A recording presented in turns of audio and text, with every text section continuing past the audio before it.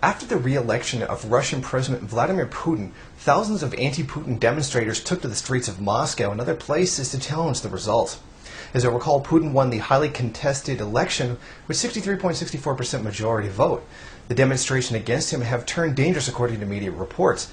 Russian police have taken to the street and detained hundreds of protesters. Police have publicly stated that they are now holding 250 people in Moscow and 300 in St. Petersburg with the intent of breaking up the demonstrations.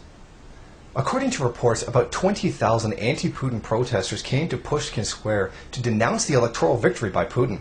The opposition to the election results were granted permission to have a protest, but only for an hour, and did so on a stage with a banner reading "For Fair Elections." However, when the allotted time expired, police moved in and removed people forcefully. After the allotted time for the demonstration was up, there was some heavy-handed tactics by police to clear the area.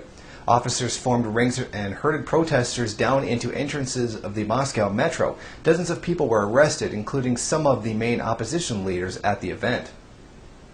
Right now, many are of the opinion that the elections were stolen. The international body observing them, the Organization for Security and Cooperation in Europe, said that they were not fair and that the system was skewed in favor of the incumbent, Putin. Despite all the claims of election irregularities, some have acknowledged his win in claiming that it is legitimate.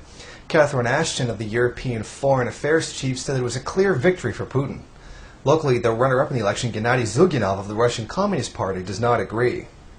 I think that we must not congratulate Putin's team, him, or the country with this sort of election because everyone has lost, because the forced results and forced meetings cause nothing for the citizens of Russia except humiliation and distress.